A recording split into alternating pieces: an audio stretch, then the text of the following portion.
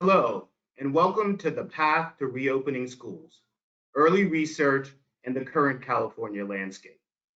If you're joining us today, then you're surely aware that many California students have been in distance learning mode for the past 10 months.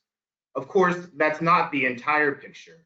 We have a good number of schools as well here in the state that have been open for on-campus instruction since the fall, and others that have had a hybrid approach. There are many varied methods that schools are using to try and deal with the pandemic and to continue student learning in this very difficult environment. This has created a lot of conversation, both on a local, state, and national level, about the best way to approach the topic of reopening schools for in-person instruction. That conversation has intensified recently with pronouncements from elected officials, with pressure from certain parent groups, as well as responses from labor organizations and governance teams. There is a lot of information to consider as communities and governance teams decide when and how to reopen their school. We have our partners from WestEd here today to help our experts at the California School Boards Association with a lot of the research that they have done. We're eager to dig into that, but first, let's take care of some housekeeping details so everyone has a chance to participate in today's event. You should see a dashboard on your screen. For most of you, it'll be on the right-hand side. It's full of a number of gray menu bars. Toward the bottom of that list of menu bars, you'll see one titled Questions. There will be a small arrow pointing to the right. If you click on that arrow so that it's facing downward, that will cause a box to expand. You can type your question into that box and hit send the same way you would as if you were sending an email or a text message. Our staff behind the scene will get that question and log it for the Q&A session at the end of the panelist presentations.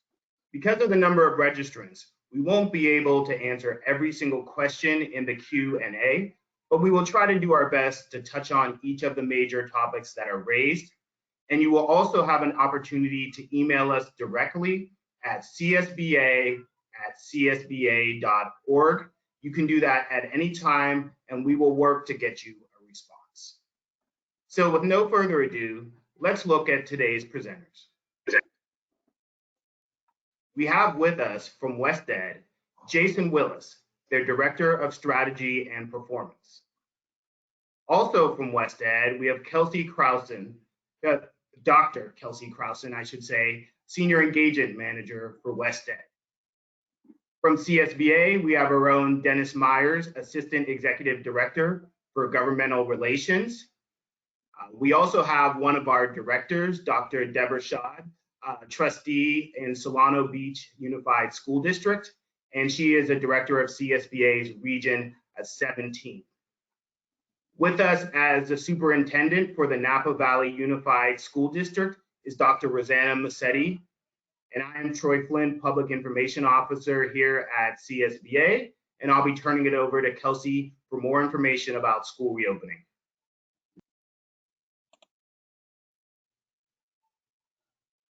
And before we get to Kelsey, we want to run down some of the major topics that we're going to cover in today's event. The first is the growing focus on reopening schools. Many of you will be aware that the governor has issued his Safe Schools for All plan, which is designed to encourage, although not mandate, schools to open either in February or March of this year for on-campus instruction. President Biden has intended to encourage schools to come back in the first 100 days, and we'll have a plan associated with that. And then there are lots of conversations that are happening locally, and we will explore the implications of those. CSBA's governmental relations team will provide legislative updates. There have also been some proposals in California's legislature that are designed to get kids back to school and to address some of the equity issues that students are experiencing right now. So we will run down those. We will go over the current and growing body of research on the topic of reopening schools and how that should influence the discussion. We will look at the landscape of reopening in California. what school districts and county offices of education are doing now, the different approaches they're taking, and what that signals for the future. And then finally, we'll try to identify the major considerations around reopening that every community should be engaged in when they're making these challenging decisions. And now, Kelsey, please take it away. Great, thank you, Troy. So before we get into this discussion about the growing focus on reopening of schools, we wanted to just get a read of the room or read of the webinar and our audience and do a quick poll to get a sense of how, if schools are open in your district. So I'm going to quickly launch this poll. So the question is, are schools in your district open for in-person instruction? So go ahead and respond. I see the answers coming in.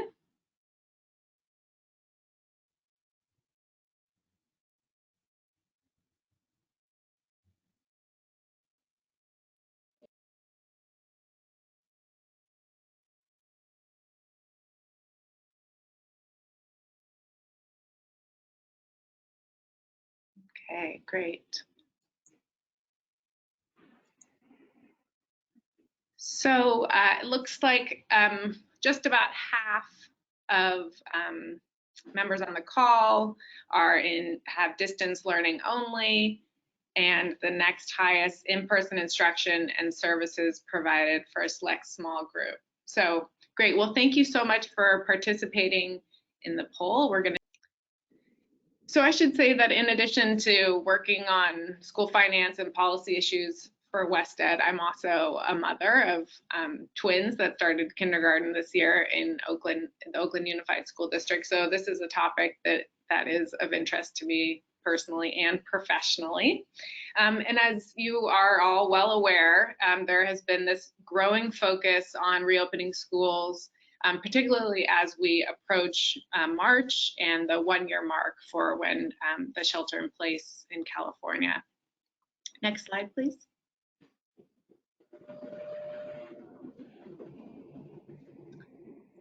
So first, just sharing here a quote from President Joe Biden. This was before he took office, pledging to try to get students back in school within his first 100 days in office. And just in the last week that he has now been in office, we're seeing action already in terms of infrastructure support, coordination, and funding proposals coming out at the national level, showing this real focus on getting students back to school for in-person learning. Next slide. Also, a growing focus in California. The Governor Newsom released his Safe Schools for All plan with a real focus on meeting both the academic needs of students and social emotional learning needs by bringing students back to school in person. And Dennis Meyers will be talking a little bit more of the details of some of that plan, but a real focus we're seeing at the state level in the legislature and from the governor's office on getting students back to school in person. Next slide. And also at the local level, this is a quote from the big city mayors from October, so before the surge, but also expressing concern over the amount of time that some students have been out of school, out of in-person learning, not out of school, and also concern some equity concerns that some private schools are reopening and other students are not getting access to those same in-person learning opportunities. Okay, and with that, I'm going to turn it to Dennis. Next slide. Thank you. Hello, everybody. Thank you, Kelsey. As both Troy and Kelsey alluded to, there's a lot of discussion about reopening schools. So the pressure that you're feeling at the local level is filtering up all the way to the White House. So we know we're waiting to see the Biden administration proposal. We know he's talking about a $1.9 billion proposal on just a bigger relief package, and in there would be more than $100 billion for education. So that has yet to be introduced. There are a lot of things obviously going on in Washington. So today we're going to focus more on the state level proposal, because that is really the focus of the today that's going on here in Sacramento. Next slide, please. As you know, Governor Newsom introduced as part of the January budget a portion. So Proposition 98 in the January budget is like $86 billion total. And this is a $2 billion proposal that has really consumed a lot of conversation over the last couple of weeks, as it should, because the way it's written is there's an expectation right now, as you can see here, of deadlines that you would be, as local school districts and county offices, submitting applications, by February 1st. So we'll talk about that in a minute. So it's a $2 billion proposal. The focus is offering in-person instruction as soon as possible.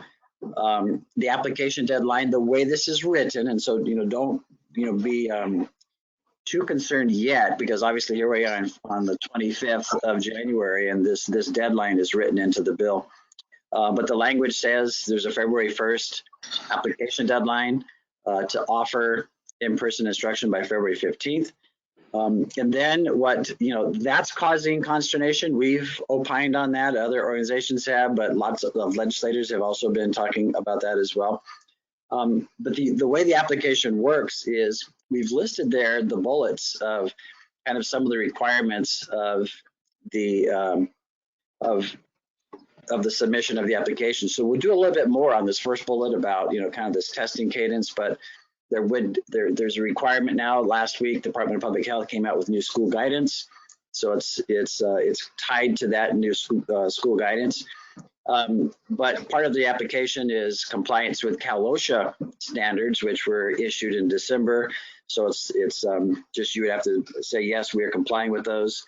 The guidance that I just talked about from Department of Public Health has a checklist in it. So part of the application is that you're complying with the issues on that checklist. One of the big items on the way the bill is written now is it would require collective bargaining agreements to be signed off. The CDPH guidance talks about consulting with labor and other groups. The application language that we've seen from the governor's office requires that that agreement have been reached. So there's a kind of a variance there that a lot are kind of, that's bringing to light now in conversations with legislators. Part of the other requirements in this proposal would be a certification by each local school district that all students in distance learning have access to high-speed internet, to devices, to the software to run the devices, to access curriculum. So it raises that level of certification, or to a certification that everyone has access to those devices as well. The way this is meant to roll out is to first offer in-person instruction in TK to grade 2, and then expand that to grade 6. Grade 7 through 12 are not a part of the grant program, but if there's a high school district, obviously you've got grade 7 through 12. The grant money would also still be available to those districts if they have a plan in place to offer in-person instruction when allowed, but then that the LEA is offering instruction to the small cohorts. So you know that the groups of 16 are allowed to meet right now, whether it's like 2 teachers and 14 students or any kind of combination of that. High school districts could be doing that as long as the plan to reopen is in place, and then funding would be available.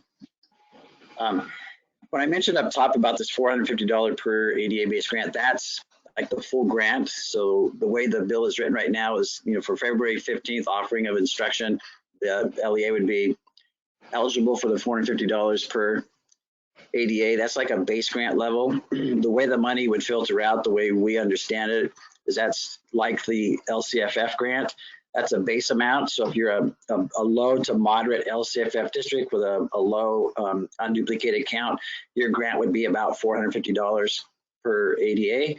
If you were a high LCFF district, let's say your unduplicated count is, 85 or 90 or 95%, then that per ADA would work through your supplemental concentration grant math. And so the amount there would be, 650 or so or something higher. So that's kind of how that math works. Again, that is based on applying February 1st and offering in-person instruction, at least in grades TK through grade 2 by February 15th. Next slide, please. There's also recognition in the language for necessary small schools, so we included that here. There is nothing there that recognizes small school districts. So this is for necessary small schools up to 96 students. But for a district that say has 1,000 students or 1,500 students, there's nothing that guarantees a certain amount. So that's an issue that's being talked about here in Sacramento as well. It's a big concern of CSBA's. As I mentioned, there's adjustment if the application is a March 1st application for March 15th offering of instruction. And so all of the dollar amounts that we just talked about, including the necessary small that you see here, would be reduced by about 25%. The next bullet talks about eligible use of funds. It's kind of a normal list. It's, it's protective gear, it's cleaning, it's the testing cadence, but also there's social and emotional curriculum and support services. What we're getting when we're talking to local districts is they're looking at the testing requirements, looking at the grant, and pretty much what we're understanding is that the testing cadence, which we'll see here in a second, actually would eat up most of the $450 base grant per ADA. So that's part of the concerns here. The guidance that came out from CDPH, follows prior guidance. It has yellow counties, purple counties, red counties, and so that still is part of the plan, and it references that. But it's tied into now kind of a deep purple in recognition that there are purple counties, but there are deep purple where there's like incidences of maybe more than 25 cases per 100,000. Which is really, really high, and that's where most of the state's population is at this moment. This last bullet is a lot of folks kind of read through this bill language and kind of stop when there's about 2 pages left. There's a new requirement on a lot of reporting on the behalf of that local education agencies would have to do to county and state health departments when someone tests positive. So there's a lot there that a lot of folks are not talking about right now, but it does cause a lot of concern for us because there's a lot of privacy issues, things like that, not only with employees, but when I'm about to talk about this testing cadence, it also includes students now too, which is something that's brand new. Some of you are testing students, but this would be a requirement when at a certain level of infection rates. Next slide, please. Just in, looking at the last slide here, the other parts of this is we just wanted to mention is that the testing cadence here is, it's new and it's actually pretty intense. If you compare the guidance that we saw from Department of Public Health during the summer versus now, you'll see a lot more testing on here. In yellow and orange in yellow counties and orange counties, not Orange County, but counties that are in the orange color zone, the testing is symptomatic and response testing. So that's if someone shows up with a temperature of 100.4 or has symptoms, that's when you would test them. And then it gets more intense as the colors get more towards purple. So in red and purple counties, it's still the symptomatic and response testing, but every 2 weeks, there's a requirement of asymptomatic testing. That means everyone gets tested whether they have symptoms or not. So that's new. And then deep purple, as I referenced, that's where you're in 25 cases per 100,000 residents. The level of testing now for students and employees is once a week. So what I talked about a couple of slides ago, this the dollar amount of the grant. As we talk to some districts and say, wow, okay, we are in this area, and if we do offer instruction TK through grade 2 and then TK through grade 6, they look at this grant and say, wow, that's a one-time grant. We're going to blow through that grant just in this testing. We've heard back like in 5, 6, 8 weeks. And so there's lots of concerns there that are being expressed. Last thing I want to lead you with is this needs the legislative approval. It doesn't just need legislative approval, it needs fast legislative approval. As you saw the dates there, deadlines to have a collective bargaining agreement in place, have your school safety plan in place, and an application, here into, the state by February 1st. That's really moving a lot of issues in the next few days. Probably not going to happen. There's a lot of interest in Sacramento to do something to help schools reopen safely, reopen quickly / safely. But whether it's going to look exactly like the governor's proposal or not is still pretty much up in the air. Issues that we have raised are issues that is filtering through the legislature. There's been a hearing on the Senate side already. A lot of the senators are raising a lot of the concerns that we've raised, and we're working with some of the other education groups as well. So yes, we think there's going to be something done. Is it going to be a $2 billion program? A lot of legislators are also looking at another grant proposal that the governor has offered, a $4.6 billion grant on learning time, learning loss recovery, extending learning time, maybe merging those two, putting something out that's not a grant, putting out per ADA. All of those issues, you can see how complex they are, still have to be negotiated, but there is an impetus to get something done fairly quickly. So right now, this is what we have in writing from the governor. A lot of conversation going on here. We wanted you to know that, because you should start thinking some of these things through. But what it's going to look like exactly at the end of this week, at the end of next week, those things still have to be dealt with by here in Sacramento. So stay tuned. We're going to get information out to you as it develops. Our team is working with the legislature, making sure that the issues that we're raising are heard. And right now, there is a lot of conversation. Yes, something's going to happen. What's it going to look like? Stay tuned. Next, we're going to go over to kind of the local perspective. So Dr. Deborah Shade from Solana Beach is going to talk a little bit about what's going on in her district in northern San Diego County. Dr. Shade. Okay, welcome everyone, and thank you, Dennis, for that update. I also wanted to extend my greatest gratitude to all of you out there for all the difficult work you're doing every day to provide quality education during these unprecedented times. I also want to recognize your grace and resilience that you have demonstrated in your leadership in education for California students. I'm going to share just a little bit about my district's experience. It is the Solana Beach School District. We have an ADA of about 3,100 K through 6th graders and a child development center. At the beginning of the year, we offer 2 enrollment options for parents for our K through 6 families, online Scholar or an on-site Scholar program. I wanted to note that 30% of our families chose our online Scholars program. And a quick note about that program, we hired a principal and a vice principal to direct that program. They have their own mascot, which is a combination of all the district school mascots.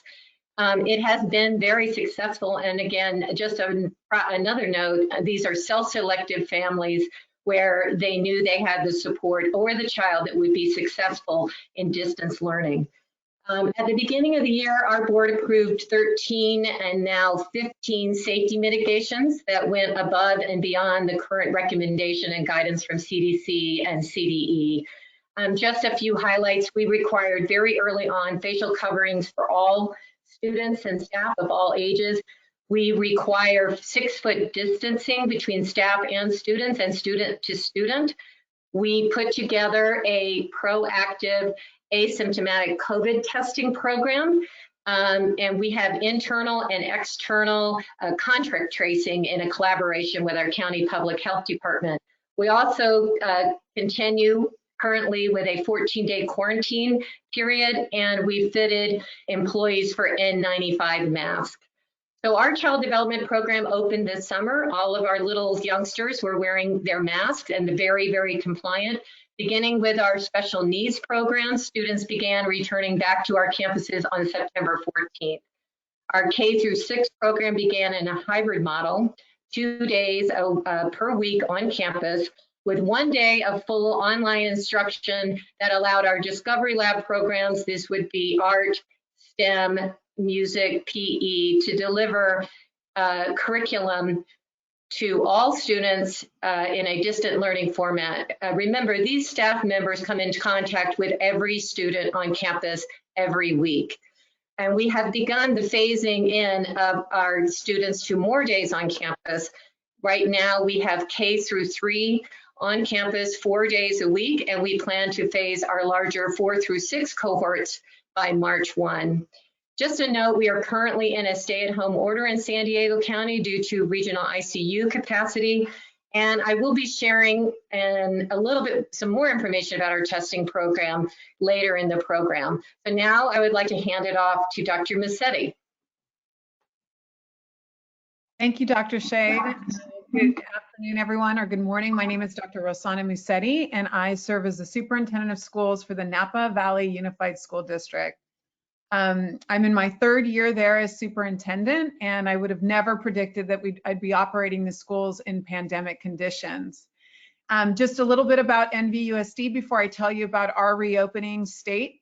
We're a district of 17,000. We have 3 large comprehensive high schools, a small high school, and an alternative continuation high school. We're K-12. We're approximately 56% Latinx student population. We are an LCFF district. About 25% of our students are English learners, and about 53% of our students are free and reduced lunch. The Napa Valley Unified School District, we are very, very proud and excited to share with California and school board members across the state who I know are working hard to support their communities and superintendents. We opened our schools on October the 26th. We opened our schools all on 1 day, K-12, all of our campuses, all 28 of our campuses were opened on October 26th. And we provided our parents 2 enrollment options. They had the opportunity to either come in and experience the hybrid model, which I'll describe in a minute here, or they could choose to remain all virtual. And so we have a lot of pride in our virtual option continuing to be robust distance learning as opposed to the emergency distance learning that many of us experienced last spring. Lots of great programming developed there over the summer, but we were especially excited to then anchor in that in-person option effective the end of October. In the Napa Valley Unified School District, how did we accomplish that? Well, we have a hybrid model for K-12. In our elementary schools, our students are either cohorted virtually with their teacher, or they are in an in-person cohort with their teacher. And we've accomplished that by dividing our schedule into an AM and PM model. At the secondary, because of the complexity of secondary schedules in NVUSD and really anywhere, right? We thankfully were able to integrate technology and use simultaneous teaching across all of our secondary, middle schools, and high school buildings, grades 6 through 12. And so our teachers are doing the heavy lift of webcasting from their classrooms and offering simultaneous in-person for those who elect to choose for the in-person enrollment option, or virtually for those that remain learning at a distance. What else did I want to say? During this entire time, we have also been meeting the testing requirements. We've been testing all of our employees. We have not been testing students in the Napa Valley Unified School District, but I'm very proud to say, now being opened, almost 2.5 months, we have had very low, 0 transmission rate on our school campuses as far as COVID goes. And so our safety and our compliance measures have worked very, very successfully for us without testing our students and just doing the surveillance testing for our employees, initially once every 8 weeks. And then now once a month, and have shifted into every 2 weeks. So I look forward to talking more about it as you ask questions around the different details of our models. And I look forward to sharing the NBUSD story so that you can learn a little bit about the success of a school district that was able to open K-12, one of our size. So thank you. I'm going to pass it back over now to Kelsey. Thank you. So I'm just going to spend just a few minutes talking about current research, both on the safety of reopening schools and also on some of the impacts of distance learning. Next slide. So first, just want to highlight a couple of recent studies that have come out December and January that have looked at whether or not opening school buildings has increased either COVID rates or rates of hospitalization in communities. Both these studies suggested that school reopenings, as long as the rates in the community are low of either hospitalizations or COVID rates, that it is safe to reopen schools and will not lead to increased spread. And also both these studies suggested different thresholds at which point you meet that criteria for reopening so that it won't increase rates. Research has also looked at school transmission. A CDC study looked at compared rates of COVID among children, both in communities where schools had reopened for in-person instruction and in online, and found that schools being in person had not led to increased rates, COVID rates in those areas. We know that children can transmit COVID, but they don't do so as often as adults, and that's especially true for our youngest children.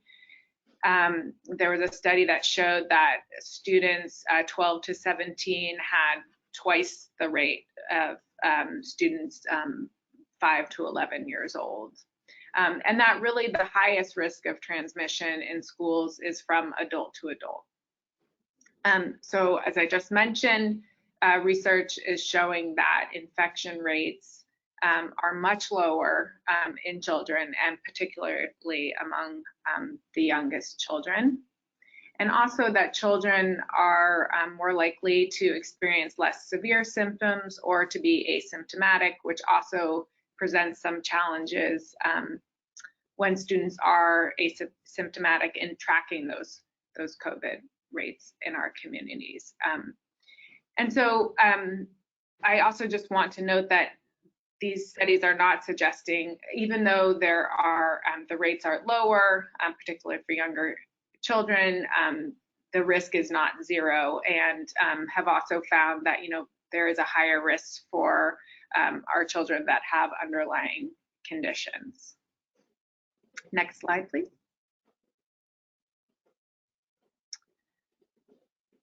So there's also a growing body of research that is starting to look at some of the achievement data. And one thing, two studies from McKinsey & Company and also NWEA have found that some of the projected learning losses are not quite as severe that they as projected, but they are more moderate. Even so, students, these studies are showing that students are losing months of learning, and particularly seeing these learning losses in math and among more vulnerable student populations. So this study here looked at students in Washington, D.C. And found that there were particularly high losses, learning losses for students who are at risk. And amidst all of this, this is, we didn't have a data infrastructure in place to track both reopenings of schools and COVID transmissions. And so we're sort of piecing together data in order to create this research base. And we know that we'll continue to learn more over time as the data collection increases and there's more research available. And part of this is we really just still don't know the true extent of learning loss. Early in the pandemic, many students just didn't show up We know that's still true for some of our students in the system. And we also, some of our studies, the NWEA one said they were missing about a quarter of the test scores from the year before in order to do comparisons. And most of those missing comparisons were from students who are most at risk in our system. Okay, next slide, please. I'm going to turn it over now to my colleague, Jason Willis. Yeah, good morning, everybody. Thank you so much, Kelsey, for setting the stage on some of the research that we currently know about the impact of the pandemic, particularly on issues of spread and how that occurs on school campuses. And I think even more importantly, what we're experiencing in terms of learning loss for our students on our school campuses, and starting to get some idea of what it's going to take to make some progress towards getting back to our students being in school and learning on a full-time basis. So I want to take a step back. Dr. Musetti's example, I think, is a stellar one, and I think one that we're going to unpack a little bit more throughout the webinar. And so in that context, I want to actually draw some data statewide in looking at what reopening has looked like across a number of different dimensions. So go ahead to the next slide, please. And where I want to start is really just laying some basic groundwork. So everybody is likely familiar with the various types of metrics that the Department of Public Health, Health and Human Services Agency in California currently uses to assess county risk levels. We broke the data down here by county, but remember that there are also regions that the state has collapsed counties into to help with guidance on reopening much broader than public schools. But for the purposes of kind of setting the stage, we wanted to break it down by each individual county. As you might expect, you've seen in headlines in the LA Times, the Chronicle, the Bee, most counties are in the widespread tier currently that well exceed those daily per 100,000 residents case rate or the positivity rate that you can see on the screen here. And clearly, as we move to try and get to substantial, moderate, and minimum, it creates more and more opportunities and windows for us as educators, as school systems, to reopen our schools over the course of the coming weeks and months. But let's take a look back and go to the next slide at what reopening has looked like over the past couple of months. And in particular, one of the things that we did was essentially a time series analysis.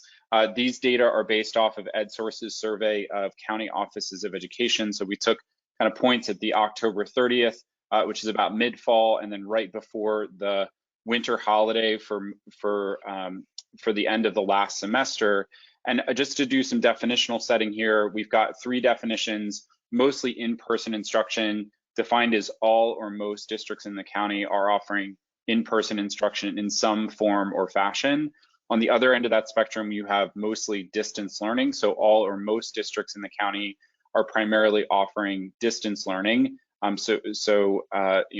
Moving through virtual environments. And then the definition in the middle, mixed, is essentially just a combination of the two. I think the big walk away on this slide is that we really didn't see a lot of shifts that really occurred between October 30th and December 16th.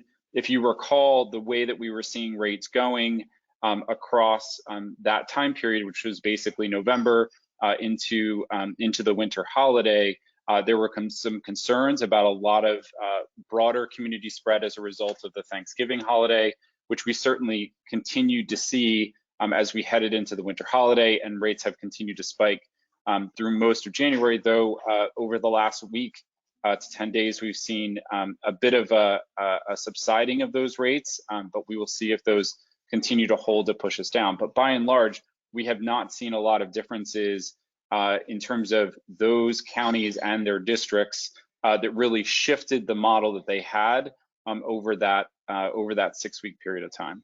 So go ahead on to the next slide. So one of the things that we think is really important to pay attention to is both the race and ethnic breakdown of how students are getting access to their educational experience, but also the different needs of those populations low income, English learner, and students with disability populations. And so we took those data and we were looking in particular at mostly those three buckets of mostly distance learning, mixed, and mostly in-person instruction, breaking it down by the proportion of the population by race and ethnicity. And by and large, what we can see is that our Hispanic, Latinx, and Black students are overrepresented in mostly distance learning counties. So in particular, that is speaking to, as Kelsey was presenting some of the research, more than likely those populations that were experiencing more learning loss as compared to their white or Asian peers, for example. And let's look at another dimension of this. Go ahead on to the next slide there. This looks at those same dimensions of mostly distance learning, mixed, and mostly in person, but really breaks it down by those that are low income, English learners, and students with disabilities. And where we really see the biggest gaps here is, again, with mostly distance learning counties, larger proportions of low income students that were in virtual environments for longer as compared to their other peers. And in particular, a couple of data points I'll pull out for our homeless and migrant students made up 3.2% and 4.1% of the mostly distance learning and mixed counties respectively. So they are smaller populations, but again, continue to be in circumstances in which they're not in person with a teacher as often as we would expect. And with the research knowing that they're likely losing some of that quality learning loss time that is so crucial to get students in and back on track for their learning experience. These findings, both the prior slide and this slide, are triangulated with other national studies, other studies in other places around the country that are finding very similar things. A recent RAND study also found that the highest poverty schools and highest minority schools were more likely to be in distance learning as compared to an all students comparison. And so one of the themes that I want to raise up in this segment here is really to be thinking about those students in your systems that are the most vulnerable, and that it is more than likely, you have a better chance that those students are farther behind some of their better off peers as a result of the mode of learning that we've been in over the course of the last 9 months. And we'll talk a bit more about how to be thinking about that and how to be promoting and advancing some of that thinking as you consider the use of resources, the use of engagement with your community in the future. Go ahead to the next slide, please. So we wanted to take a little bit of a deep dive. There is no statewide data that allows us to understand and see what this breakdown looks like across public and private and charter environments. But we were able to get some data out of San Diego County, which is a decent representation of where the state might be on this metric, but I think it gives a story not just of those that are in our public school settings, but also in our private school settings. And in particular, what you can see here is that the majority of private school students were in person, like by far, as compared to public schools and to charter school in environments. Go ahead on to the next slide, please. And one of the things that allows for the access for those in-person instruction is the waiver process, which we were able to draw some amount of data for. And so what we were able to get is over 1,600 of the schools in 39 counties have received waivers to reopen for in-person instruction. We pulled out 3 counties here, Los Angeles, Orange, and Fresno, really as examples of one of the patterns that we saw statewide, in that in urban and suburban counties, more waivers were received by private schools than for public schools. In the case of Fresno, Central Valley, more rural part of the state, you can see the charter schools, the public non-charter schools, really comprise larger proportions of those that were seeking waivers. And this comes perhaps as no surprise. Typically, private schools and public charter schools tend to be smaller environments, so perhaps they're a little bit more nimble, and they can meet the requirements of being able to move to reopening as compared to other larger systems that have a lot more coordination and steps in order to walk through to get to reopening, not to mention that they tend to attract a lot of attention both from the community at large, but also pulled into more general statewide debates around where things are going with reopening. And we hope that part of the presentation today really, particularly some of the research that Kelsey was mentioning, offers an opportunity to use those as kind of stars in the constellation of considerations as you think about where reopening is going for your school community and how to take advantage of the opportunities at hand to reopen in a safe and appropriate way. So let's talk a little bit about, go ahead on the next slide, a little bit of the kind of statewide summary here. So let's take a step back. What are we learning from some of the data that I presented and some of the general trends that we're seeing? Most districts are primarily offering that distance learning, as I was saying, in the inverse. More private schools received waivers than public schools. We see in rural counties that had lower positivity rates in the fall, they were more likely to stay in person through December as a result of just their general geographic environment. I talked a bit about the disadvantaged group of students. We're going to come back to talking a bit more about that, how to think about leveraging both your existing system as well as the resources, federal, state, and other, that are coming to support schools as we consider getting into reopening. And that really the trends that we're seeing in California are trends that we've seen nationwide. Most schools are providing either wholly or partially remote instruction. High poverty schools with high proportions of minority students are less likely to be in person instruction. And one of the things that we have, that obviously is very important and was an early concern, was adequate access to internet. And one of the things that we did find was that we are seeing, as a result of surveying of principals, that right now 4 out of 5 students are experiencing that adequate internet access, which again can further contribute to that level of learning loss.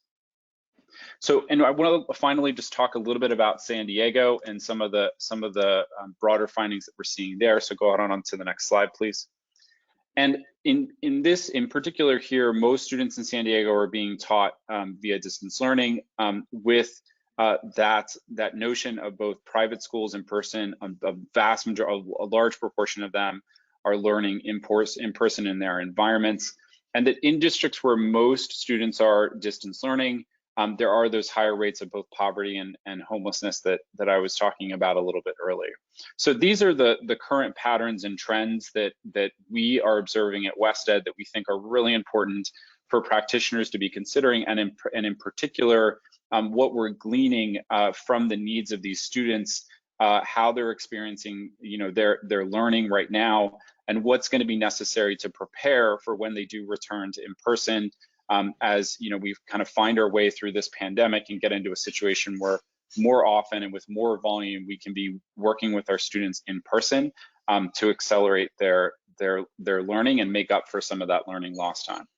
So I'll pause there. I'm actually really excited, and I'm going to turn it over to Troy. I'm really excited to hear from both Deborah and Dr. Musetti, just in response to some of these data, but also really addressing this question on the screen. So Troy, I'll turn it back over to you.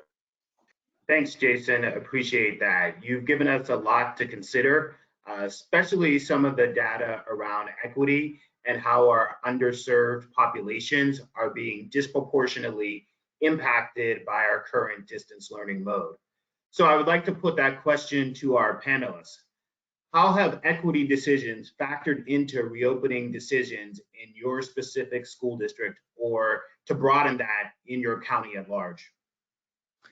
Yeah, well, I'll kick us off there. I am proud to say that despite kind of the trending that Mr. Willis showed, in Napa County, our public schools were able to keep up pace with private schools in terms of our reopening, and we have a lot of pride in that.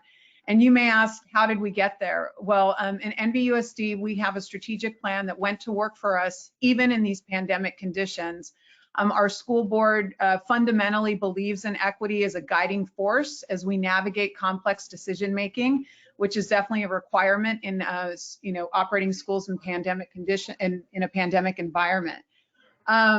So how did we go about doing that? It was the commitment of the school board in partnership with the superintendent and my administration, and the support and collaboration with our labor unions.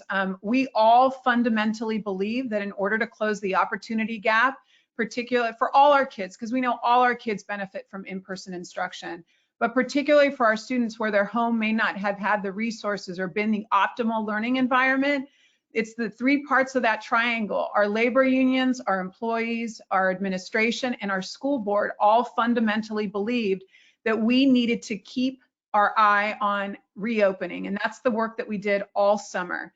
And we worked feverishly, even while in distance learning and preparing, to make that pivot to hybrid when it was going to be possible, given the public health conditions. We made a series of decisions to ensure that we closed the opportunity gap for our kids. In just a matter of a couple months, the district went from being a 4-to-1 in terms of device to student ratio to a 1-to-1 district.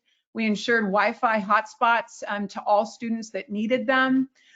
We centralized and we standardized our curriculum and our technology platforms in order to make sure that there was equitable access for all of our kids across all of our buildings.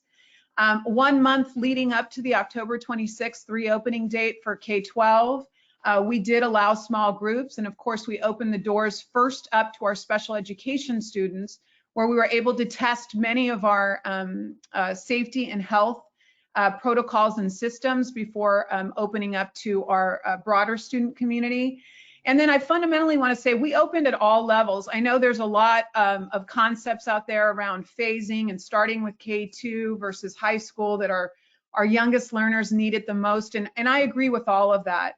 But I do work from the premise that I think every student at all three levels, elementary, middle school, and high school, will benefit tremendously from being with peers and from having access to their teacher in person.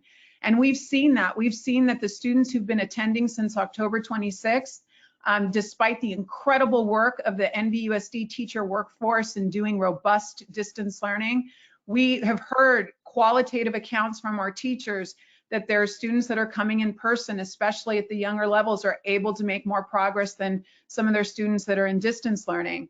We've heard from our high school students that those that are coming in person, having access to their teachers to ask those questions live has been a tremendous scaffold and support as they personally try and navigate the learning loss that I know our young adolescents are very, very aware of that they're experiencing because of these conditions.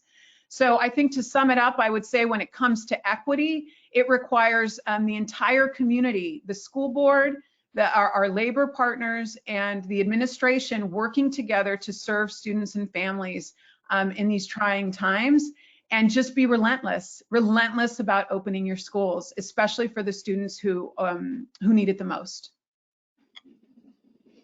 Okay, thank you, Dr. Rossetti. I'll just add a few points. I think you hit pretty much what most districts are working on, basing reopening on equity.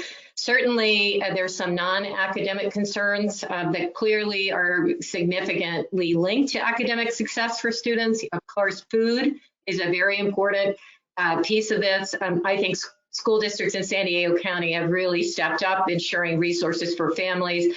But of course, having students back in school guarantees students access to food. So, that puts another push for trying to get our schools open. The mental health and wellness, I just wanted to talk a little bit about that. Isolation, uncertainty, disruption. We're seeing in San Diego County higher rates of child abuse in emergency rooms. And because teachers are our main mandatory reporters, not having students in classroom is really putting an issue for those students that are struggling in homes where it's an abusive situation or neglect. So, all districts that I know of in San Diego County have put an incredible push for our SEL or social emotional learning programs, prioritize that either in the distant learning platform or in-person platforms, because they knew that this isolation would be a real determinant in student success this year. And of course, we have in San Diego County, and I'm sure most counties have provided training for empowering teachers, counselors, nutrition staff, and others in a distance learning role as being mandatory reporters. And this, again, continues to be a push in San Diego County. I think all of our districts in San Diego started with small groups and small interventions on campus and targeting those students that are at the most risk. We also, most districts prioritized getting their IEPs done and getting their special needs students back to campus early, most likely in their first group. Many of our programs in school districts in San Diego County have already done that. And then, of course, to be successful, because this is such a fluid situation, and certainly our largest urban school district in San Diego is still in distance learning, we have to put a lot of effort into supporting professional development for distance learning so that students can succeed. And we know that equity is really a big part of whether we can provide strong distance learning to all students. So professional development has been going on and has been a focus for most reopening plan. Again, addressing reliable internet. I think all districts, again, in California have been pushing on this. I heard recently from a district in San Diego where they're looking at providing devices for parents to support online learning at home. So there's a lot of work being done in that area as well. And again, it's a focus of all boards in San Diego County as they're looking at reopening. I think looking forward, what I see on the horizon is we are going to be really putting a lot of effort if we don't get schools opened in the way that we had wanted to by the end of this school year. We are certainly going to be looking for summer learning institutes that are going to help bridge that gap, especially for those kids that are in those underserved communities. So again, I think Dr. Mercedi's comments are, spot on. And I just wanted to share a little bit more detail about what's going on in San Diego County. And now I guess I'm going to turn it back to you, Troy. Thank you. I know it's so valuable for our members to hear those localized perspectives that really help provide some more context to the discussions they're having around reopening schools. And so for more information on that topic and the various intersecting factors that schools need to consider, I'd like to turn it back over to Dr. Krausen. Thank you. Okay, and before we jump in, we're going to do another really quick poll. This one is about some of the challenges that you may be experiencing in your district. So what are the top challenge? What's the top challenge when it comes to reopening schools in your district? And this is excluding COVID rates, which we know is an exceptional challenge. Okay.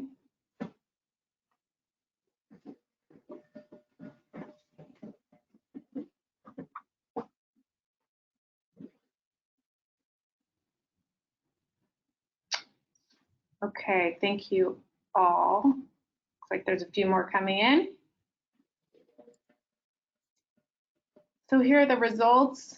It looks like a quarter of you, teacher shortages, almost half the varied desires of families, labor negotiations, almost 60%, and safety measures, insurance safety measures, about 8%. Great. So these next set of slides, we recognize that there is just an enormous political, logistical, emotional lift for all of you as you are a part of these decisions to reopen schools. So we wanted to just bring forward some top considerations that we've been hearing from leaders and districts across the state around what they're thinking about when it comes to reopening, and create a sort of organizing framework for thinking about these decisions. Next slide, please. So we're going to cover safety, student achievement and well-being, community preferences, which sounded like a big consideration and challenge, resources, and staffing, which also seemed to be a big challenge from the poll results. Next slide, please.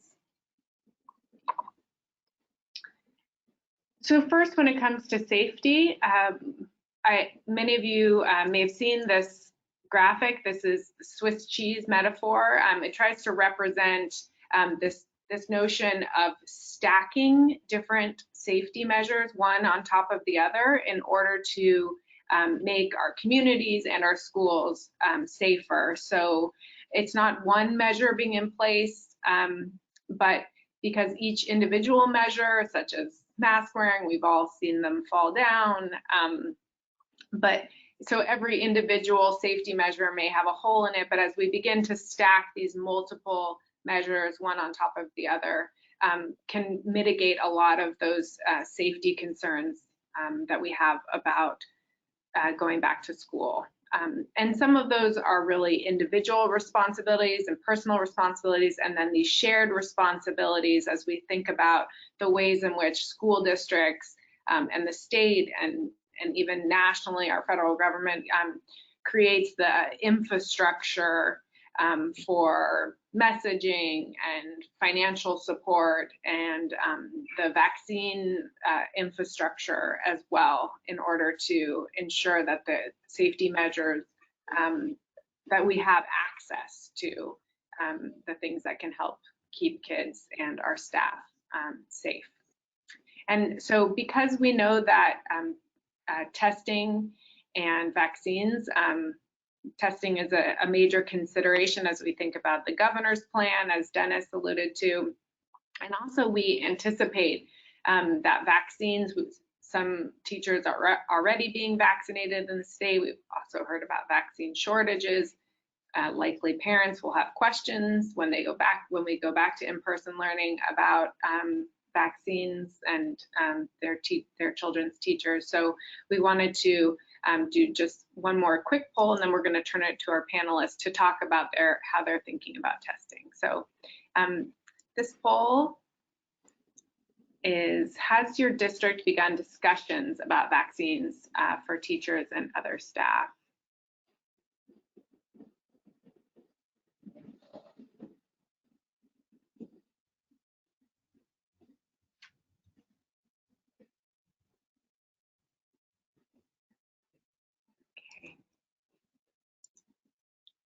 Just about, and looks like overwhelmingly your districts have 81%. Okay, with that, I think I'm going to turn it to our panelists to talk about the discussions they're having. Yes, specifically, we're interested in knowing in each of your local jurisdictions or school districts, what is the state of play in terms of vaccination? What is the conversation, and what is the conversation around testing as well? Because there's an interplay between safety concerns and testing and vaccination, as well as some of the other topics we've discussed. So Dr. Massetti started last time, so Dr. Shade, we'll go with you this time. Okay, thank you, Troy. Yeah, first of all, I'm going to start talking about testing and just acknowledge right out of the gate that testing is expensive. And if you haven't been in the conversations about that, it's just the cost per test, per student, per employee can really be a big number. I want to briefly share with you what we've done in our district with our district's testing program. We are testing all staff and students, and our students, again, are K-6. We have a return to campus testing, which is for everyone at the beginning of the year. We did that in September, and we just completed our second round of that in January as we reopened after the holidays. And then we continue with asymptomatic testing, which is about 50% of all of our population every week. So that's a rotating schedule. Again, it's asymptomatic testing. So I want to give you just a little bit about our results to date. We've had 22 employees test positive. We've had 52 kindergarteners through sixth graders test positive, and we've had 16 classrooms that have pivoted to online learning for a 14-day quarantine period due to exposure to a positive student or positive staff. But I have the most important thing to report is we've had no transmissions on campus. We're mostly dealing with behavior, and you will be too, of your families and your students outside of campus. And how do you prevent that from coming into campus? Our school community has lower infection rates than other areas in San Diego County where schools are still closed. But our staff do come from all over San Diego County. You know, in our situation, our district worked with the University of California, San Diego scientists and established a testing model. We signed an MOU with UC San Diego Health to provide on-site COVID-19 PCR testing. We have about 80% of our population participating, and that's the total population. And we became a demonstration model. We worked hand in hand, debriefed after every testing, so that other districts would be able to take that and use that. And now San Diego Unified is doing the same. They have a $5 million investment to testing all their student and staff on a 2-week testing cadence base. And of course, they would increase that testing cadence based on positivity rates. Our county provides free COVID testing for teachers and staff, and also rural elementary or rural school districts can be tested through CAL FIRE. And most districts in San Diego have their teachers participating in some form of COVID-19 testing, but it's very varied. Again, many are testing those that have symptoms only. So that's my experience with testing. It's been extremely successful to keep our classrooms open and keep our schools open. I want to shift really quickly and say a little bit about the vaccine. I think some of you may know I'm serving on the Community Vaccine Advisory Committee for the state, representing CSBA. And this vaccine supply for teachers and staff is going to depend on supply. I think yesterday you began getting text from your healthcare system saying that 65 and older are now eligible for the vaccine. The state looks to be moving toward an age-based eligibility. And so even though teachers and school workers are essential employees, they are still in phase 1B.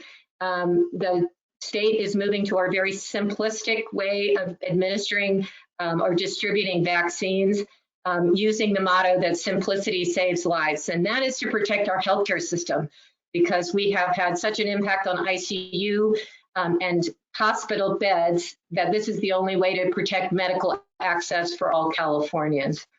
So with that, I think the most important thing to know right now is that we're in line, but if the vaccine supply does not increase, it could be the end of the summer, mid-summer, before all teachers in California get vaccinated. Remember, we're trying to get a vaccine uptake of about 70%. If you want 70%, we need to start now educating and answering questions for our staff and our families. And we've already done that, and just by the poll, it looks like most districts are already starting to do that. We are wanting to get this vaccine out because we've got a variants with an S, because this is an RNA virus. We knew it was going to do this. We are just trying to get the vaccine in people's arms before this particular vaccine does not have the same efficacy rate as it does to the variants that are out today. So, we are expecting an approval of an EUA, which is an emergency authorization for students. Once we get the student data, we're hearing now 2022 for that, till before we begin vaccinating students. But I think it's important to start those communications, get those questions answered, especially the safety questions for all your staff, because when it's available, this will be, in my opinion, because as a leader, when I look at how do you move forward? You have to ask the question, why? And I think what we're seeing, why we haven't got all our school districts open, is we haven't solved a full risk mitigation for our employees. And so this could be, and I believe it will be, a key to solving that. So stay tuned, but more to come on the vaccine.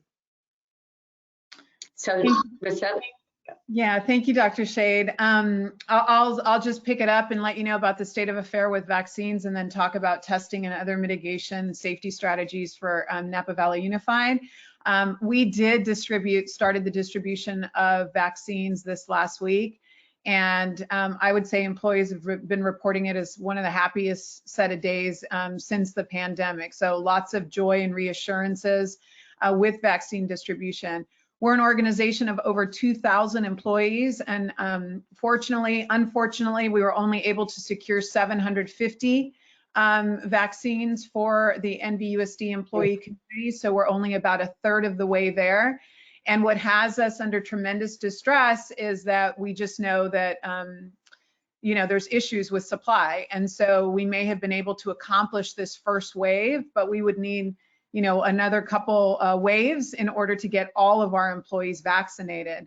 So that's the state of affair with vaccines and NVUSD and what's going on in Napa County. So excited about the initial distribution, worried about supply in the future and whether we'll be able to ride the momentum of this first distribution wave. In terms of testing, we have done the surveillance testing. There were some questions on how much we've spent.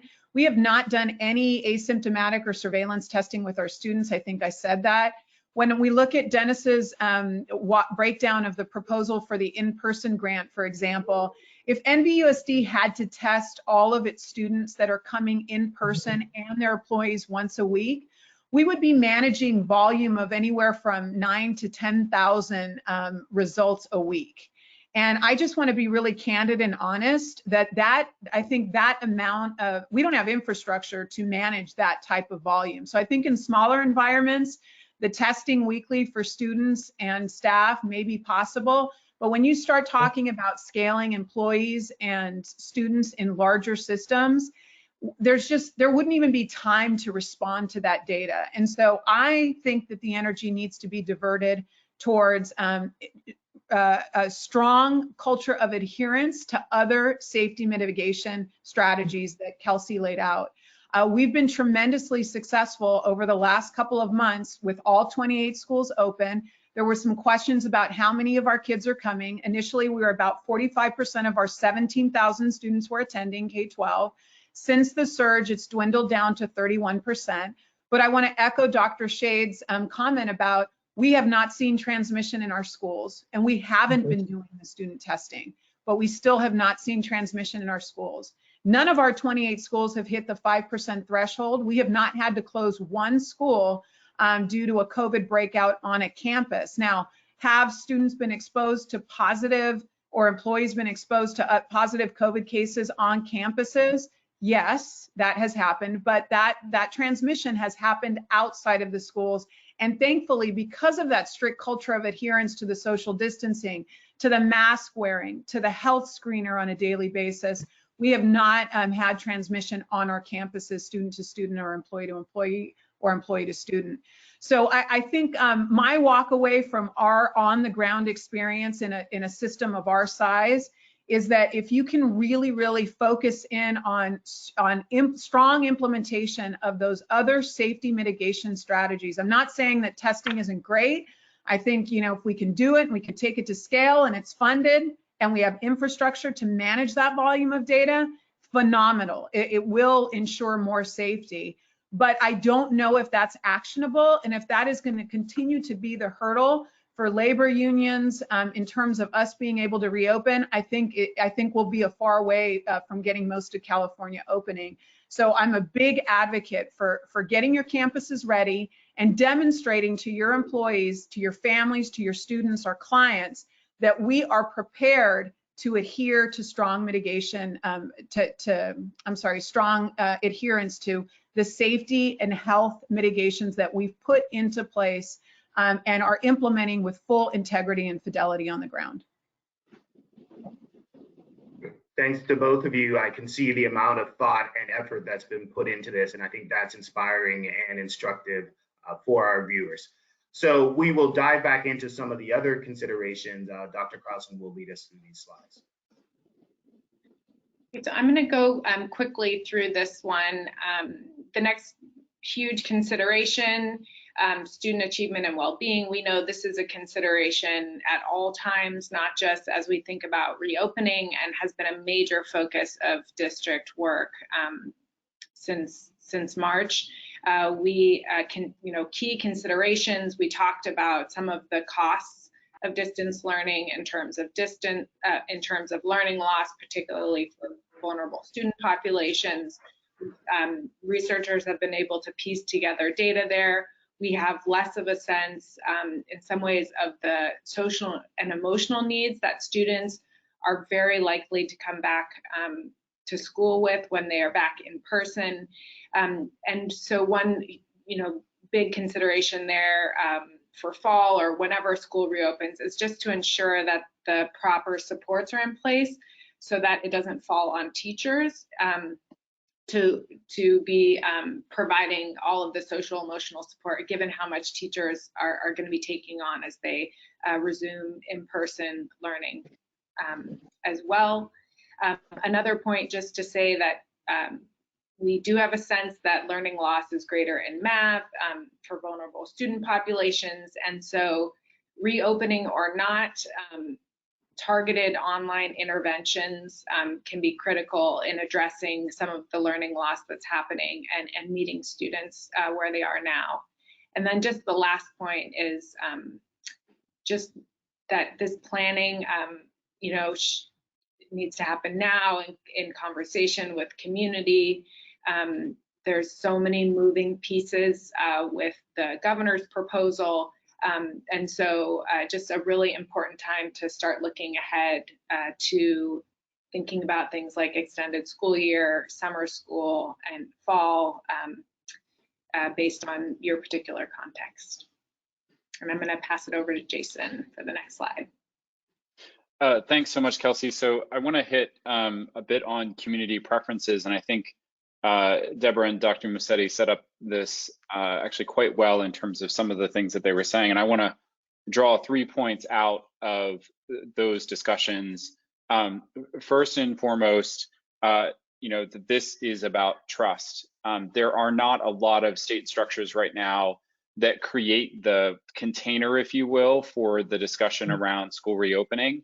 You know, I was answering a question in chat around vaccines, right? That's not currently a mandate. Like, if you all might remember, the TDAP for entry of middle schoolers into 7th grade was a statewide mandate. We don't have anything like that right now for COVID. That may be coming, but that really leaves the discussions to local communities, and trust becomes a paramount resource for you to be using both with parents and children, but also with labor unions. And I think, you know, as one of the polls showed, those are the 2 primary stakeholders, constituents that are sitting on the mind of our participants here today.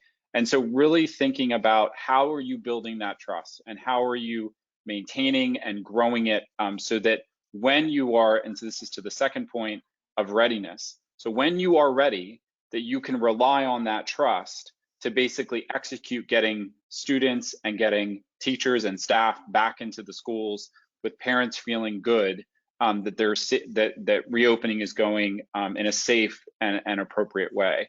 The last thing that I'll mention here, and just to underscore this again, is that our students, our most vulnerable student populations, are some of the furthest behind. And I just want to underline one of the things that Deborah said, is that when those students show up for the first time for in-person learning, they're going to be showing up with a lot that they will have experienced over the last 9 months. So their abilitiness just to be ready, from a mental health perspective, from a behavioral health perspective, may be compromised and may take a bit of time to get them in a space where they are ready to learn. And so as you think about, and I'll talk about this in a bit, the resources that you have to bring to bear on the system to support those populations, how are you preparing to do that as a stance of being ready once you're able to move to reopening? So with that, I'll turn it back over to Troy. I'm interested to hear a little bit more from Deborah and Dr. Musetti on this point, particularly around community preferences. Great. Thank you, Jason. So I would just ask our panelists, what has your engagement process been, and how has that affected or influenced your reopening plans? Sure. So lots of engagement. We in NVUSD, in order to accomplish the reopening, we did put together a reopening task force. It was a multi-stakeholder task force of approximately 40 people, cross-section of stakeholders, including parents. So we had some students on there, employees from the different labor unions and site administration, district administration. We had a trustee participate. That reopening task force vetted sort of all of the operational models that we considered and that we were negotiating with our labor unions. A key piece of that engagement is that it was determined that we wanted a model. A couple of key things came out from the engagement, is that we wanted to create a set of circumstances where parents could still access robust distance learning. That was a non-negotiable. But we also wanted to create a model that didn't sort of lock and load students into either being in person or virtual for the entire year. We anticipated back in the summer that the pandemic was going to be a roller coaster and that we would have, potentially another surge that would have more people wanting to go back virtual. And, then when things get better, more people wanting to come in person. So what we really appreciated was we created some guiding principles with our summer reopening task force.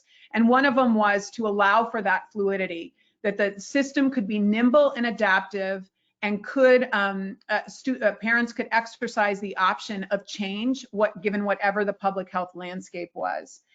We used a lot of videos and marketing in order to sort of create the visible, tangible evidence for the community and our employees that our campuses were ready. So we had district centralized videos in terms of promoting the reopening and all of the safety and health mitigation practices that we were going to be holding everyone accountable to. And then we had all of our site administrators building by building also create reopening videos in order to train our students in anticipation of the reopening date. In terms of our labor unions, which we saw has been kind of an area of challenge and struggle for many of the districts in which people are leading and serving, we made sure that each of our site administrators, building leaders had to create a COVID-19 safety plan and team. That team at the site on the ground level needed to have representatives from the various labor unions, campus by campus. And as we were gearing up towards October 26th, we had our safety plan, our safety checklist. We asked our site administrators to show our employees on the ground as the work was unfolding in preparation for the reopening to demonstrate the evidence that we were able to check off all of those things that were non-negotiables for them and for our union leadership in terms of returning back to campus. So by generating kind of that visible evidence vis-a-vis COVID-19 site safety plans and teams on the ground leading up and gearing up for that date, and the multi-stakeholder task force, and then lots of video representation, distribution of a really solid messaging, we were able to build what Jason had talked about, which is that trust in the administration from our employees that we were going to be able to reopen and keep them and the kids safe, and trust between our school board, our administration, and the community to ensure that kids could attend school and safety was going to be adhered to. And I just want to say one last quick thing. When you reopen your campuses, you are going to be blown away at how well your students are going to behave. Students who have been kept back at home for a really long time, who choose to come in person, they want to stay in person. And so I'm so proud of the K-12 NVUSD students who've been attending since October, who have been demonstrating really great adherence, solid adherence to all of the rules, because they want to keep themselves safe, their families safe, their peers safe, and their teachers and school employees safe. So it can be done. I think Deborah, you've got something to share. That was a very well-versed response. It sounds very familiar to what we did in our school district. I just wanted to add a few points. We did surveys, I think you mentioned that, but fairly early on, and we continue to do surveys. We did make full transparency of everything, all the planning, all the decisions available on our district website. And through social media. So it's a very large, media distribution of information regarding reopening. One of our committees that have stakeholders, that representation is very similar to NVUSD. But I did want to say, one thing that we did, and I think most districts have this, but I hadn't heard you mention this, so I'll add it. We had an agreement. So there's a parent agreement if your child is enrolled in our online scholars program. And it outlines, the risk of behaviors outside of school. It outlines that there is, mandate reporting of a positive case, keeping students home if they show symptoms. And we really, some of these things we learned while we were flying the plane, that we really had to be forthcoming with a really formalized agreement of, expectations in terms of interacting with other families in sports events and family get-togethers, and how that would impact our school community. So we did have a signature-based contract, if you want to call it, for all of our parents and families. But the last thing I wanted to say, in terms of equity, we need to get our schools open, because those areas in California where schools have not been able to open are really suffering the greatest. So, that's an area of engagement where I don't, until we can solve the safety mitigations where teachers and staff feel comfortable being on a school site, I don't see us moving the entire state forward at this time. So equity still in the back of our minds as we talk about community engagement as well. Thank you. And now we want to jump into a couple of the final considerations around effective reopening, and those include resources and staff.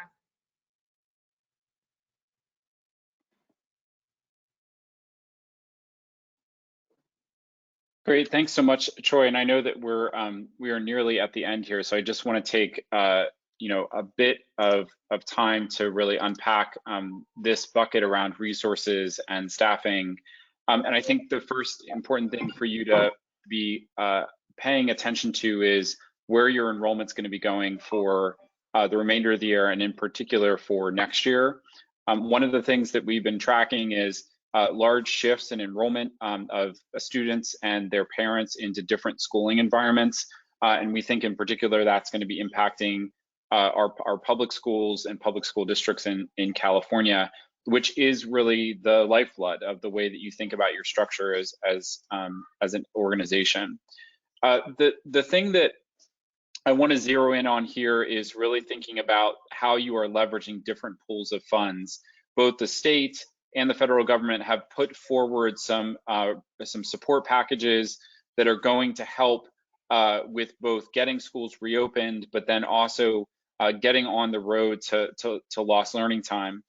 We have some rough estimates, mostly based on mid to large size school districts that currently are suggesting that you would need about a $2,200 per year per student investment over the next 3 to 5 years to help with that 7 to 8 month recovery of lost learning time, which suggests that there is going to be this like initial push to kind of get schools reopened, to get students back on track. But this issue isn't going to go away in a couple of months. Students have experienced a systematic loss of learning time that puts them substantially behind, some more than others, and it's not going to be resolved in a couple of extra hours a day of learning for a few semester or over the summer. And so thinking about, in the same way that we track economic recoveries in recessions, thinking about how you're going to do that for your local system. How are you going to track, once these students are coming back to campus, their ability to close those gaps from what they've lost over the last 8 months, with, as I've been stating throughout the webinar, a particular focus on our most vulnerable populations and ensuring that they get the resources they need. So I want to keep it really short. I know this has been a very fruitful discussion, but I know we're moving close to time, and I'll turn it back over to move us to close here. Thank you, Jason. We did have one more panel discussion scheduled specifically for this topic, but I'm wondering if it's okay with the panelists if we just move on to a few of the questions that have been submitted by members and viewers. Great, thanks for being accommodating. Let's go ahead and get to just a few of those user submitted questions. We'll go past this slide and move straight into those questions. The one that I see here at the top, which it has been asked in a number of different ways, is can you please clarify the physical distancing requirements in the California Department of Public Health mandate? Some people apparently are interpreting it as 4 feet of distance, while others say it is 6 feet, and there's some language around good faith efforts. But so in your experience and implementation, how has that been handled? Maybe Dr. Massetti, if you would go. Yeah, so we have been adhering to 4 to 6 feet in NVUSD, and there's been a lot of questions around how many kids in the classroom, which I think fundamentally that's what that question around feet, square footage, and is related to. Because in grades 6 through 12 we use simultaneous teaching, where we have a webcasting unit to be able to have our Zoomers, we call them Zoomers and Roomers in NVUSD. We have our Zoomers zooming in and then our kids in person. And because there have been a lot of questions around our secondary schedule in particular, we bifurcated into AM and PM cohorts. So you have to figure you have 100% of your student population. It gets cut in half by 50% by dividing the groups into AM and PM cohorts. And then that gets divided further because only right now 30% of our students are in person, right? So we have very low density on our campuses, right? We have no problem right now meeting that 4 to 6 feet. What we're prepared for is, let's say 100% of our students want to come back in person in March, let's say. Our AM/PM structure allows for us to only have a maximum of 50% of our student population on our campus at one time. And so what does that translate into? On average, we have anywhere from 12 to 16 kids when we'll be running at our maximum when the numbers ramp back up. That would be how many kids are in a classroom. But right now, there's classes that have, just a handful, a sprinkle of 2 or 3 students. So the social distancing of 4 to 6 feet is absolutely not a problem. And because we built that in as a core, the safety principles guide us in terms of our model. The AM/PM allows us to always have that low density on our campuses, which positions us to successfully meet that mandate in every classroom across the buildings. Thank you. We had another question related to implementation around school meals. Specifically, is there any data or any anecdotal experience regarding eating and the spread of COVID, or what measures have you taken regarding lunch and other meals to protect safety concerns? Well, I can make a short comment, and then maybe Dr. Massetti could talk about her district. We have, I think originally they talked about this was very early on, having meals in the classroom, which is the worst thing you can do because it's masks off and you have, all of these individuals eating and talking. And so anyway, we have cohort groups that stay in cohort areas for their lunch period. So there's no intermingling among cohorts. And again, their distance, they have little markers that they put out for their particular cohort area that they go to every day. But it has necessitated, and today would have been the first day for it, a rainy day procedure, where if it's raining and, which in a normal school year, we would be bringing students into the classroom possibly to eat if they don't have a sheltered cover for the, distribution of the cohorts. So we had to have a modified day where we pushed a later snack. It pushed all the way through a little bit later, and then kids had a modified day and needed to go home because we couldn't accommodate keeping the distance, keeping the cohorts separate, and spreading them around campus in a torrential downpour. So it's been an ongoing issue for us. Again, another one of those things where, unintended consequences, that, keep coming up. We're flying the plane and designing it at the same time. But we just had that happen today in our district. So for us in NVUSD, thanks for sharing that, Deborah. In NVUSD, it goes back to the design of kind of your instructional model, right? Like we would have loved for our kids to be in school 8 to 3, but we knew that if we wanted to get them back on campus, our commitment was to safety and health first, right? We're in a pandemic. And so we were committed to low density on our campuses. So low density, again, for us meant that AM/PM bifurcation, cutting the student population in half by 50%. This aligned nicely with other things we wanted to accomplish for our kids, which was feed them. And so when you have an AM/PM model, you're able to implement a grab and go model. We did not have capacity in terms of staffing. We have not hired extra staff in NVUSD. We don't have the resources for that. We're an LCFF district, and so we needed to work with the staffing levels that we had. We did repurpose staff, right? We did repurpose staff, and we didn't lay off a lot of staff. But we needed to create a model that allowed for grab and go, because we couldn't have worked through the challenges to scale that Deborah kind of highlighted that emerged with the rainy day, right? So all our models grab and go from our elementary, our middle, and our high schools. Thank you. And then we have another question. I think Dennis might be best positioned to answer this. It's around the CDPH testing cadences and whether they apply to all schools in California or only those schools that are recipients of the Safe Schools for All grants. Yeah, the guidance from CDPH is meant to be universal. Then there will be some stricter requirements to apply for the grant money. I think that answers the question. So yeah, everyone needs to be paying attention to that, because I saw some questions about kind of alluding to, hey, what if we're not interested in the grant program? You still have to be looking at the guidance. So there are testing requirements in there. We also saw the social distancing question as well. Great. And then another question asks whether LEAs who submit their plans by the deadline will receive the funding right away, even if they're not eligible to open for an undetermined amount of time because of the spread in their community. Yeah, and the reason why I kind of hesitate on that is that's the intent, whatever the deadlines are.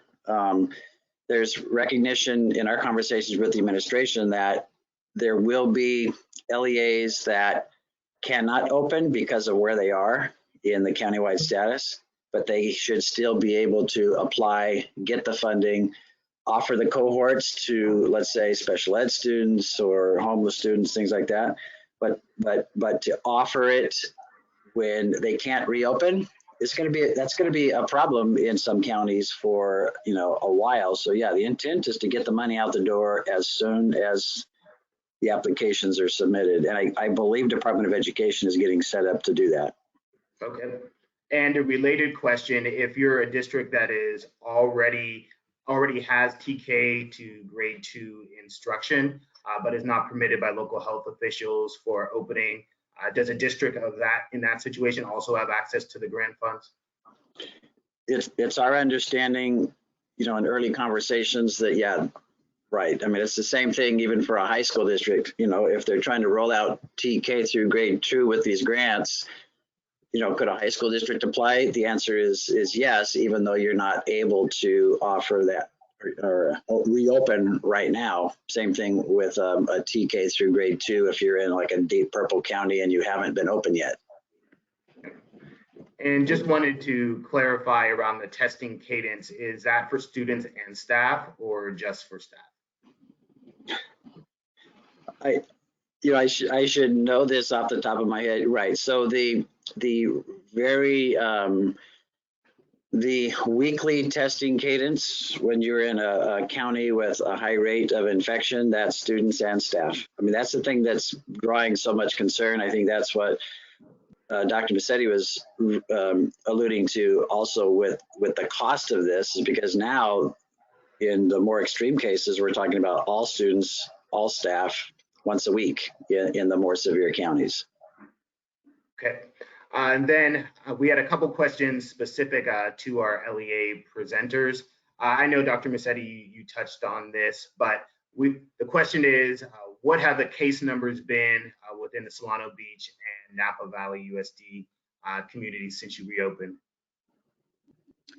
I don't have them. We report them week by week. Anyone who's interested in learning about NVUSD, we have the COVID-19 tracker right on the front of our webpage. So you can go onto our district website and you'll see week by week since October 26th, all of the case counts reported. And we do that publicly. We send it out in all of our parent newsletters and it's readily accessible. All of our employees know it's there as well. Great. And this question is directed specifically toward the Solano School District, wondering whether you're in-person, hybrid, or full days for the 4 days that you are on campus. And if you are full days, how are you able to manage that with the staffing and facilities and the social distancing restrictions? Okay, that's a great question. We right now, like I said, we're currently 4 days with our K3s. Today was the first day of our third graders phasing into 4 days a week. They have Wednesday is a distance learning day. And we didn't get to give our feedback on staffing, but staffing, just finding great teachers and substitutes has been a real challenge, in my opinion, for a lot of our comprehensive high schools, and certainly we're feeling it at the elementary level. We have what we're doing with our larger cohorts, so 4 through 6, we have a larger cohort size, which used to be in an A and B hybrid model, which will now be put together into a classroom. So we have, luckily, we have enough facility space to be able to keep them in their original hybrid cohorts, but they are in 2 different adjacent locations. So we're still limiting the, if you want to call it cross-pollination of the cohorts, but they still get full instruction. So one classroom would have a teacher's aide, supervision, while the instructor would be going between 2 classrooms. They would all be supervised by an adult. But that's our plan, and that's what we've done with, that's our plan moving forward with 4 through 6. Our K3s, we were able in those cohorts to keep the 6-foot distancing, change some classrooms, and keep those in a single classroom setting. So I think that answers your question. Was there a second part of that, or is that mostly just the cohorting? Okay. Great. We have so many. Oh, yes, go ahead. There were a lot of questions for MVSD around our high schools and middle schools around cohorting. We have not cohorted. So we cohort at elementary K5. We do not cohort grades 6 through 12. We use the simultaneous teaching to maintain with the webcasting in order to an AM/PM cohort, an AM/PM, but they're not cohorts because the kids, the secondary students do go through 3 periods a day. They're currently on 3 periods a day is what they do for the AM, 3 periods a day for the PM group. But those teachers and students are going through those periods being exposed. So we call them, they're learning groups in grades 6 through 12. They are not strict cohorts. Cohorts at secondary for us would have been a close to impossible task. Very hard. Very expensive. Yes, very expensive. So I know we've exceeded our time, but there are a lot of really valuable questions here. Are the panelists okay with extending just a little bit further? Great. Again, thanks for being accommodating that way. We had a question which struck me. It's something there's been a good bit of conversation and even some proposed legislation about around students potentially repeating a grade. Wondering if either of your 2 districts have considered any policy changes related to that. We have not begun that process, but we're hearing it already, especially I think in the kindergartner, wanting to do kindergarten again. I think we're going to hear more of that as the school year progresses. I think in our particular situation, I think parents are waiting to see what kind of gains we can make once they get back to a 4-day-a-week schedule. So, but I'm hearing that from other districts, and I think that will be, I think that is going to happen in many districts in California. And we haven't touched that discussion. Our energies, because our schools are open and we're not sort of feverishly trying to figure that out anymore. Our focus is all about building just a gold standard, robust program for the summer and extending the school year. So right now, all of our focus, our instructional division is completely focused on that. We're trying to assess for teacher burnout. Will we have the staffing for the summer? Our HR and instructional divisions are working in partnership to kind of assess that, talking to our labor unions around, we know our teachers need rest this summer, but we also need to continue the school year. So our focus right now is on mitigating the learning loss through some really robust programming, from June through August, leading up into 21-22. Troy, would you mind if I? Sorry. All right, go ahead, Dennis. Yeah, please. I'll just say you'll see some of that discussed in the legislature. There are legislators who are talking about that very issue. So about repeating of grades, about changing grades to pass, no pass, things like that. So there's a bill AB 104 by Lorena Gonzalez that addresses some of those issues. So again, just barely introduced, lots of discussion still has to happen, but legislators I think are poised to talk about some of those issues as well. Yeah, so Troy, I just wanted to jump in on Dr. Mussetti's point about and I'll latch onto the term exhaustion. I think that's exactly how people are feeling over the last 10 or 11 months. And so the prospect of teachers, principals, those that are serving our students to go straight through the summer and right into next year, not understanding what that's really going to look like, I think is a very daunting prospect.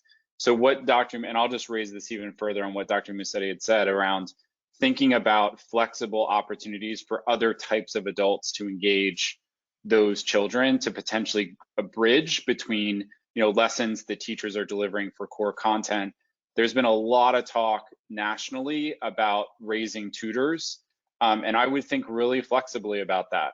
If that tutoring can be delivered virtually, you might even expand your pool to not just think about college students, but those that are recently retired that can continue to support those kinds of students over tutoring, but also create a bit of a break for the workforce that otherwise has been nearly depleted by having to try to teach through this pandemic.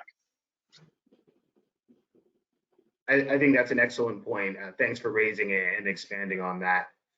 Related to the question of instruction, one person wanted to know what professional development and support was provided to teachers as you plan for concurrent enrollment. Well, for us, I can just speak to all of the software platforms, early on. So let's say last March, we were in a fury trying to make sure that all of our teachers had enough training on Seesaw and other platforms to be able to deliver distance learning. And then moving into this year, same thing, still trying to, like Dr. Musetti said, most of them were teaching in a hybrid model where half of their learners were logging in from home. And so there was a huge technology mountain, I would say, of, skill that needed to be developed. But I have to say, to Jason's point, even in the middle of all of this, we are still moving forward with equity and racial bias issues in our district. We're still moving forward with vivid visioning and rebranding, and we're still trying to keep a positive forward momentum so that teachers realize we are going to get through this, and there is a light at the end of the tunnel, and our district is moving forward. So, I just wanted to put that in there because districts are continuing to do amazing work and, juggle 5 different million things at the same time while they're trying to service kids. I would add, I echo that. Jason brought up some of the declining enrollment. So while we're managing all of this and preparing for learning loss, in NVUSD, our school board is being faced with the consideration of school closures and consolidations in response to the declining enrollment that we're anticipating, understanding that in order to stay fiscally solvent and stable as a school district to provide excellent programming, we have to tune in to the enrollment trends. So that's kind of a reality that's happening in the background. And so, that business is going on while we provide for professional learning for all of our teachers. It sounds like Deborah shared that Wednesday's an anchor day. So for us in Solano, similarly for us, we use our Wednesday time, and we've been using it weekly to provide ongoing weekly continuous professional development for our teachers. In March, we're still holding, we have district-wide professional development days in our contract, and in March, we're holding that conference virtually to provide more support.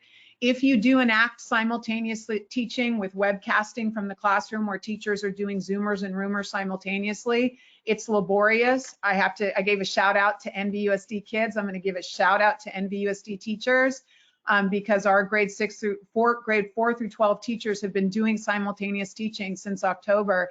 We've had to give them a lot of training and support. Your tech team has to have a lot of support out there for teachers engaging in that. So we're grateful we've been able to provide that. And then I just do also say in the area of training, our tech department has opened up a one-on-one. We have parent learning series. We are predominantly Latinx, Spanish speaking, where we have the majority of our students are socioeconomically disadvantaged. So we've been offering all of those training opportunities for families in Espanol and Spanish. Our tech center does one-on-one appointments for families, also provided in Spanish for families that need it. So yeah, it's just a lot of capacity building and support and wraparound support in order to make sure that kids get what they need. Yeah. Thank you for that. We will ask one final question. We could go on and on, but time constraints forbid that.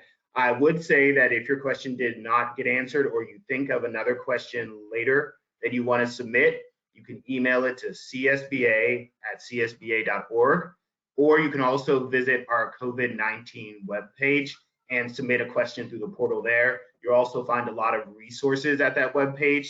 That's covid19.csba.org, or you just type COVID and CSBA into Google, and that will pop right up as the first result.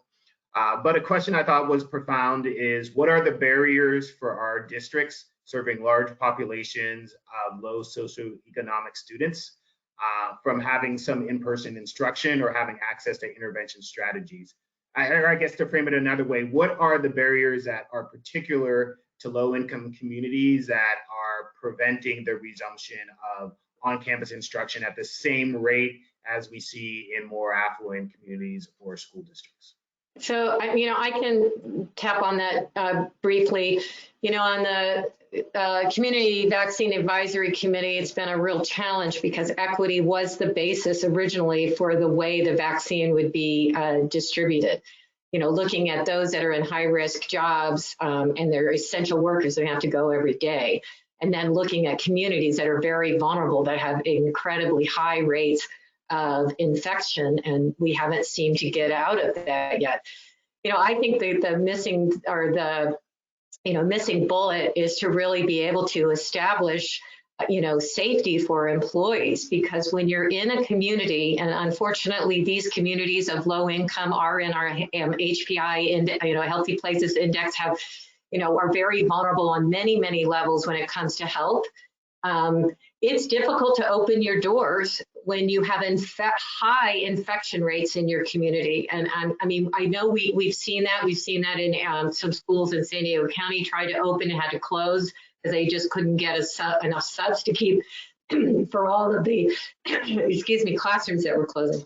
So I do think, again, I'm a public health scientist, so for me, testing is important. And I think if I'm a teacher and I'm in a community where there's very high infection rate, and I'm trying to bring large groups of students back to campus because I need this population back on campus, the vaccine is going to be, in my opinion, the way forward. And I think testing is important, but again, that's a one-time assessment of where you are with the infection and with the virus at that point. But the vaccine, I think, is our hope in terms of getting back to full normalcy across all, populations in California. So, yeah, so I think if you are in a community, a vulnerable community with very high infection rates, it is difficult to open and then to sustain keep your schools open without, infection moving. And that is even with the mitigations. I think our mitigation measures are very strong. But again, when you're in a community with high infection rates, that can be a trigger. So I'll just add and respond to that question. So, I want to be real, I want to be a case example for the districts that are challenged out there. NVUSD is not an affluent district. We're not basic aid. We're LCFF. We're, again, predominantly Latinx, Spanish speaking. We have had high infection rates in our community. And I go back to what I mentioned in a previous question. It is really that triangle of school board, administration, and our labor unions working collectively and collaboratively around this commitment of reopening schools for in-person instruction. And in NVUSD, we are very, very grateful for the collaborative, productive relationship we have with our labor unions. We used an interest-based problem-solving approach in our negotiations. And so we saw the reopening of schools as a collective problem that needed to be solved. And we were all sort of able to wrap our arms around that. It was a lot. We've spent hours and hours and hours and hours listening to each other's interests and constructing these solutions.